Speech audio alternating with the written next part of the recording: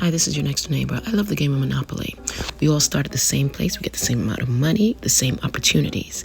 How you roll the dice and the decisions you make determines your success at the end of the game.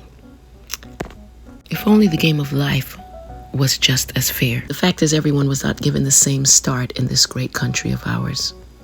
Life, liberty, and the pursuit of happiness, I question.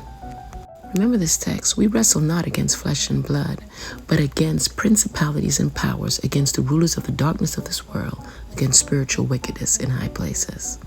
Though we are silent about this, we all know that Portugal started the African slave trade. Africa has a large quantity of natural resources: diamonds, sugar, salt, gold, iron, cobalt, uranium, copper, bauxite, silver, petroleum, cocoa bean, tropical timber, even tropical fruit. When Portugal explorers discovered all the resources that was rich in Africa, they had to find a strategy to get control of it and market it. Africa was also rich with queens and kings, as well as people that were advanced, as well as not so advanced. They spoke different languages. They were divided. There were wars. And so Portugal tried to take advantage of that. They bought slaves of war, and the ones that wouldn't sell, they conquered, depleting the place of all Africans, so that now Europe and Portugal can now take over all the resources and colonize the land with their people. They monopolized Africa. Now let's jump to North America. Settlers came from all over the world, coming to this new world of opportunity. People from Spain, Europe, Portugal, and other places. Even Trump's family is from Germany originally. Settlers arrived and were given land.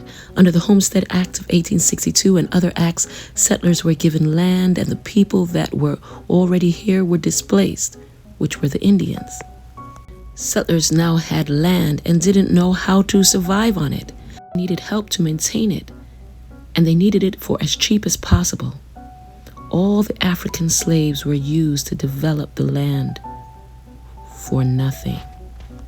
After years of injustice to the African people, and after the U.S. territories were fully cultivated and other industries were created, they decided to abolish slavery. Okay, thank you. Now, where were the Africans supposed to settle? Where is the land that they are given, and who helps them develop the land? Where is the financial assistance to help? Without the insistence that the government gave the original settlers, the Africans will now have to return to work for their slave owners. Again, for dirt cheap labor. The people that own the land, that own the businesses, have a monopoly on everything. The owners of the businesses don't want to pay benefits. They don't want you to have anything.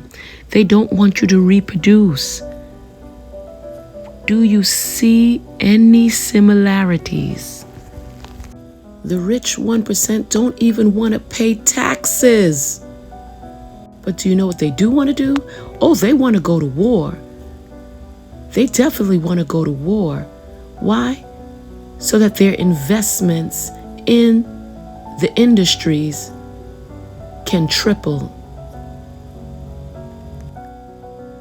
Then some of them want to give us stipends at the end of the year. Little stipends. Like that is supposed to pay for all that we're going through during the year. Remember, we wrestle not against flesh and blood, but against principalities and powers, against the rulers of darkness, against spiritual wickedness in high places. Wake up, guys. Wake up.